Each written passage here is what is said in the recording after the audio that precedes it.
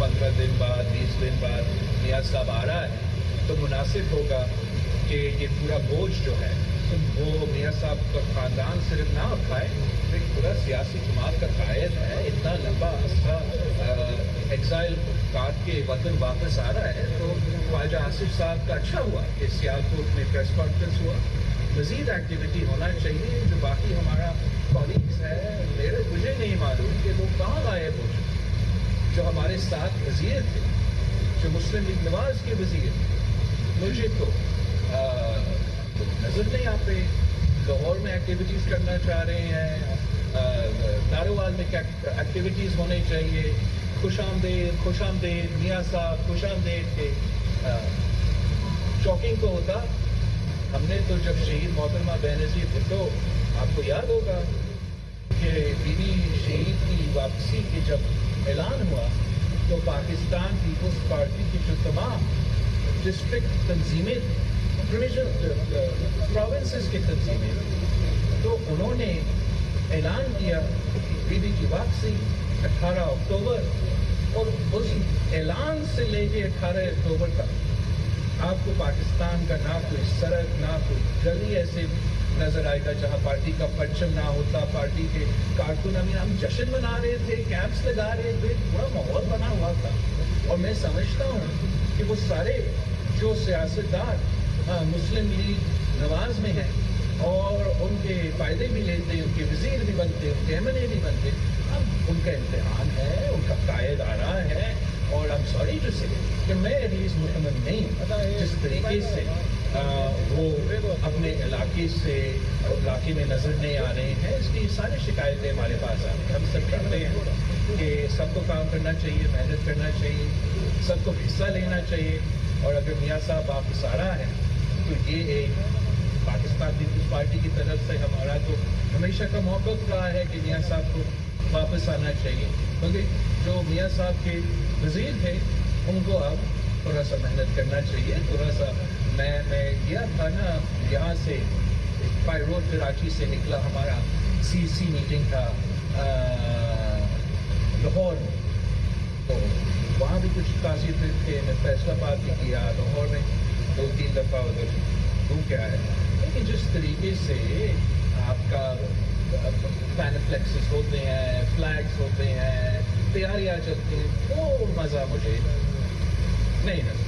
Chairman साहब, मोहम्मद मूसा news से मेरा सवाल है कि अदालत से सज़ा याफ्ता मियाँ नवाज शरीफ साहब 21 तारीख को पाकिस्तान वतन वापस आ रहे हैं और कहा जा रहा है कि वो इलेक्शन भी लड़ेंगे। क्या इतनी बड़ी सज़ा जो उनको मिली है वो इतने दिनों में ख़त्म हो जाएगी कि वो आइंदा इलेक्शन भी लड़ेंगे? और दूसरा मेरा सवाल आपसे ये है कि 150 रुपये लीटर पेट्रोल था तो आप ट्रैक्टर पर चढ़कर एहतजाज कर रहे थे, अब 324 रुपये लीटर हो गया है, तो अब तक आपकी कोई स्टेटमेंट भी इस हवाले से नहीं आई? स्टेटमेंट तो शायद आए, अब हम ट्रैक्टर अफोर्ड नहीं कर सकते एहतजाज करने के लिए। आप बाकी सही कह रहे हो कि चाहे वो पेट्रोल की कीमत है, चाहे जो भी महंगाई इस वक्त पाकिस्तान के अवाम का सबसे बड़ा, और इस परेशानी में, इस तकलीफ में, इस दुख में कि महंगाई तारीखी सतह पे, गुर्बत बेरोज़गारी तारीखी सतह पे, तो पाकिस्तान के अवाम उनके सियासतदानों की तरफ देख रहे हैं, उनके क़यादत की तरफ देख रहे हैं कि हम उनके मसाइल का ओनरशिप ले, हम उनका मसाइल का हल निकालें और हम अपना काम करें। उल्टा हम कह रहे हैं कि नहीं, हमने इलेक्शन नहीं लड़ना, इलेक्शन आप दूर करें, इलेक्शन तो हो ही ना, आप काम ले तो इंटरिम गवर्नमेंट से काम ले, क्या काम ले सकते आप इंटरिम गवर्नमेंट के पास वो अथॉरिटी नहीं है, वो पावर नहीं है, वो स्पेस नहीं है, वो लेजिटिमेसी नहीं है कि अगर वो रिलीफ देना भी चाहे अवाम को, वो नहीं दे सकते। इसलिए पाकिस्तान पीपल्स पार्टी का ये कहना है कि आप इलेक्शंस करवाए, चाहे वो पीपल्स पार्टी जीते, चाहे वो नून जीते, चाहे वो फलाना दिक्कत जो भी जीते, एटलीस्ट वो पाकिस्तान के अवाम के नुमाइंदे जब फिर वो कैबिनेट में बैठते हैं या असेंबली में बैठते हैं, आपका बजट बनाते हैं, IMF से बात करते हैं, दूसरे ममालिक से बात करते हैं, तो उनमें एक एहसास होता है, वो महसूस होता है कि हमने अपने अवाम का नुमाइंदगी करना है, हमने ऐसे बातें करनी है, ऐसे बजट देना है, ऐसे डील बनाना है जिससे हमारा अवाम को फायदा हो, तकलीफ ना हो। नारे भुट्टो! یہ ممکن ہے. میں نے یہ دیکھا ہے جب سیلاب آیا تھا 2022 کا، تو سب مجھے بتا رہے تھے کہ آپ کو دنیا سے پیسہ نہیں ملے گا، آپ کچھ نہیں کر سکیں گے، دنیا یوکرین میں بزی ہے، یہاں بزی ہے، وہاں بزی ہے. اور ہم نے جب محنت کیا، یونائٹڈ نیشنز کا سیکرٹری جنرل ادھر بلایا، ہم نے جو جنیوا میں کانفرنس رکھا تھا تو ہمارا اپنا اینالسٹ کا ایکسپیکٹیشن سے زیادہ ہم نے پیسہ اکٹھا کیا. صرف افسوس کی بات یہ ہے کہ مراد علی شاہ کے علاوہ کسی چیف منسٹر نے یا کوئی اور وزیر جس نے اسکیم دینا تھا کہ آپ نے یہ جنیوا میں کانفرنس کیا ہے، اب ہم نے اپنے عوام کو ریلیف پہنچانا ہے. جتنا کوآرڈینیشن اور آپ کو بھی معلوم ہے، آپ کا ایک بجٹ ہوتا ہے، بجٹ کے لیے اگر آپ اسکیم نہیں دیتے ہو تو فنڈز لیپس ہو جائیں گے. تو میں خوش ہوں کہ یہاں سے کچھ اسکیمز آئے تھے.